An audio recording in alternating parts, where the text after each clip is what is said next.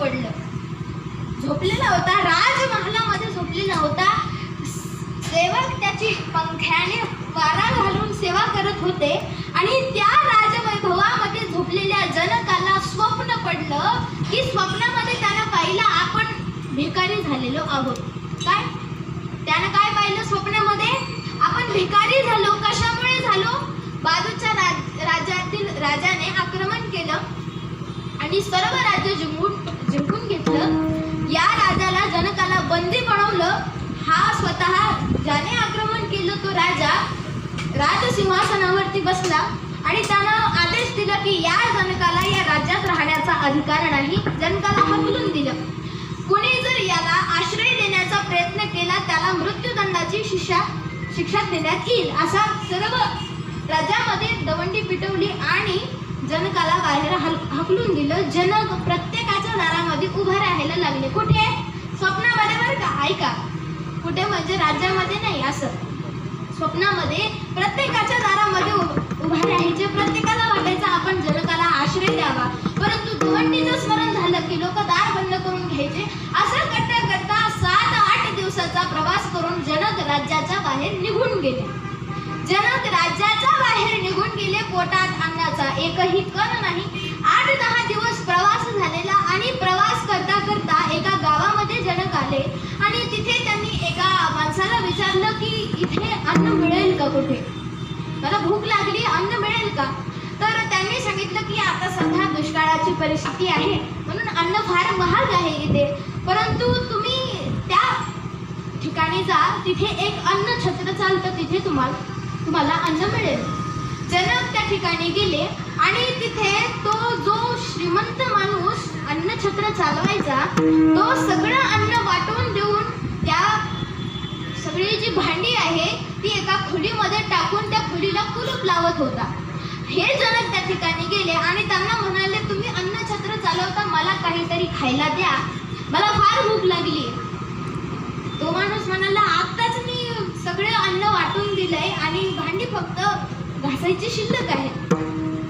तो जनक म्हणतात की हे पहा, मी 7-8 दिवसापासून काहीही खाल्लेलं नाही, तुमच्याकडे काय असेल ते मला द्या. तेव्हा तो श्रीमंत माणूस म्हणतो की भांड्याला खाली लागून करपलेलं जे अन्न आहे ते देऊ का? जनक म्हणतात चालेल, आज माझ्यासाठी तेच अमृत आहे. हे कुठे चाललंय?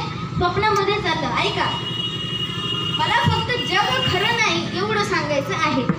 आणि जनक त्या माणसाने, श्रीमंत माणसाने सगळी भांडी खरवडली, हातामध्ये ते अन्न घेतलं आणि जनकाला म्हणाले हात पुढे करा.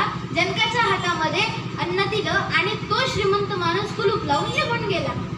जनक ते अन्न तोंडाला लावून खाणार इतक्यात एका पक्षाने त्याच्या हातावरती झडप घेतली आणि ते सगळं अन्न धुळीमध्ये मिसळून गेलं.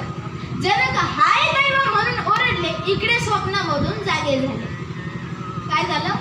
स्वप्नामधून जागे झाले. आता जनक राजाला प्रश्न पडला. मोठ्यानं ओरडले असल्यामुळे सेवक सेविका होते, सगळेजण धावत पळत आले. काय झालं महाराज? काय झालं महाराज? त्यांनी काहीच उत्तर दिलं नाही, कारण ते स्वतः संभ्रमात होते ना की स्वप्नामध्ये जी आपण विपन्नावस्था भोगली ती खरी आहे की आपण आता राज्यवैभवात आहोत हे खरं आहे, असा त्यांना प्रश्न पडला. परंतु आपण स्वप्नामध्ये भिकारी झालो हे सांगण्याची त्यांना लाज वाटायला लागली ना, म्हणून त्यांनी एक प्रश्न तयार केला. जनक काही कमी हुशार नाही. जनकाने एक प्रश्न तयार केला. तो प्रश्न होता हे खरं की ते खरं. दुसरा प्रश्न त्यांनी दुसरा शब्दच बोलायचं सोडून दिलं. सेवक सेविका यायचे, काय झालं मला? हे खरं की ते खरं? बरेच दिवस गेले, 4-5 दिवस गेले. राज्याचा कारभार कोलमडायला लागला, कारण हे महाराज या शब्दाशिवाय दुसरं काही बोलतच नव्हते.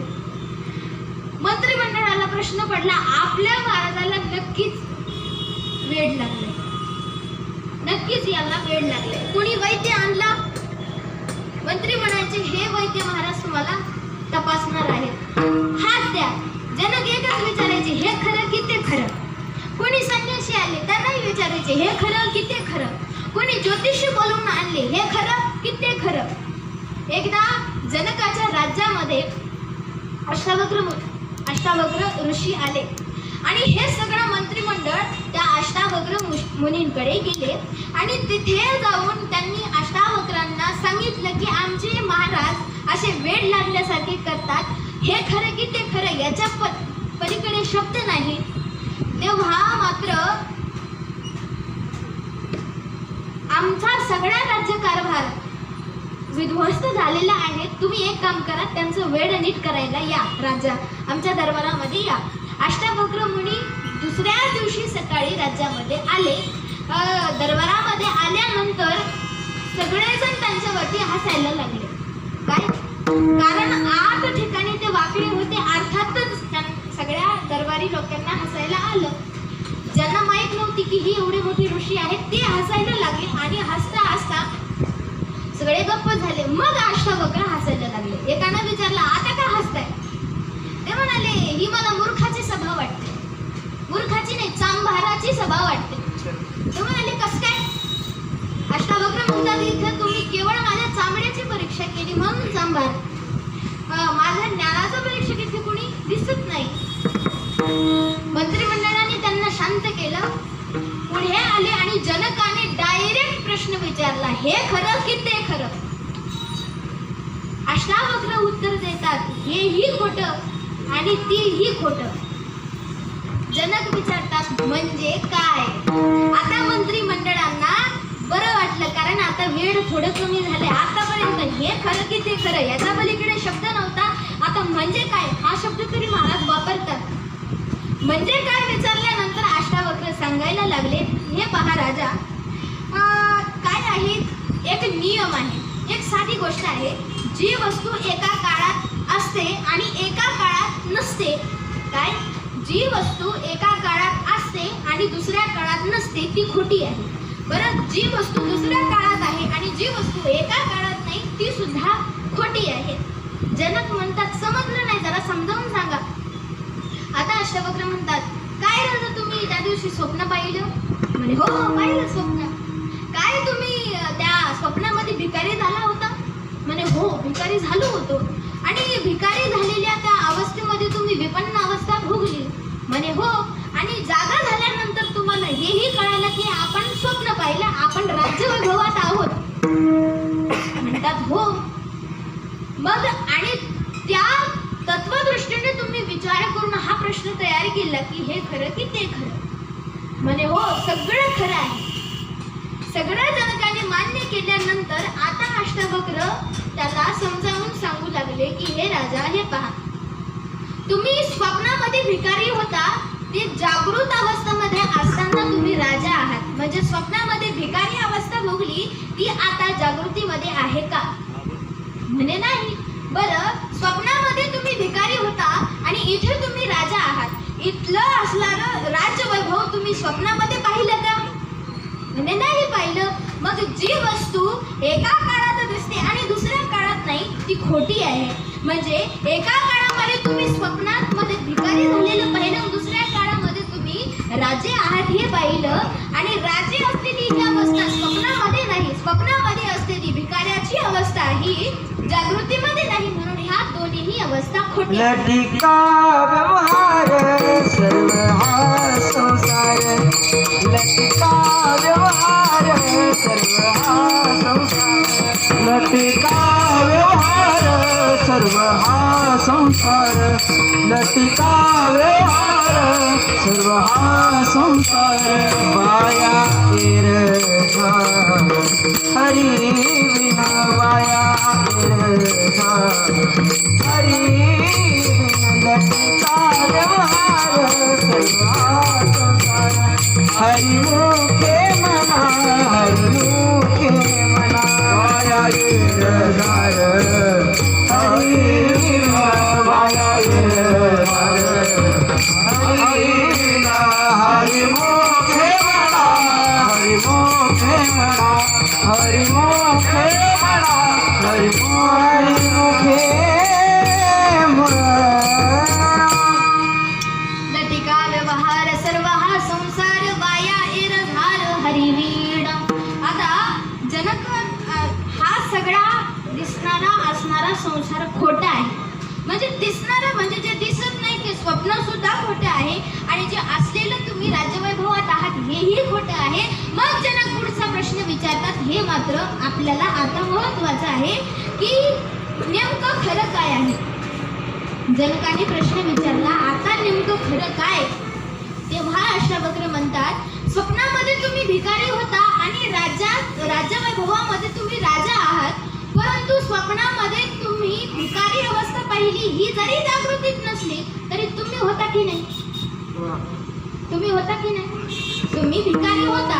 भिकारी कोण होतं म्हणे मी होतो. आणि भिकारी असलेली अवस्था जरी जागृतीत नसली तरी तुम्ही त्या ठिकाणी होता.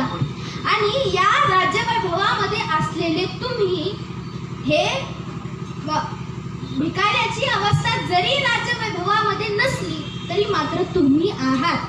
बाकीचं सगळं जाऊ द्या, मात्र दोन्ही अवस्थेमध्ये तुम्ही आहात. फक्त तुम्ही खरे आहात. अमर आहा खरे की पहा खोटे, हे न म्हणा देह माझा ऐसा, मग भरवसा कळेल काय आहे. तुम्ही केवळ खरे आहात. म्हणजे हा देह म्हणजे तुम्ही नाही, देह म्हणजे मी नाही. आणि केवळ या शरीरात मधील जो आत्मा आहे, जो परमात्म्याचा अंश आहे, ममेव अंश जीवलोके जीवभूत सनातन, भगवंताचा जो अंश आपल्या शरीरामध्ये नांदतो तो मात्र खरा आहे. आणि त्याच जीवनाच्या आधारे आपल्याला आयुष्याचा प्रवास करता करता मोक्षाला प्राप्त व्हायचं आहे. आणि यालाच जीवन म्हणतात. आणि हे सोडून सगळा व्यवहार खोटा आहे.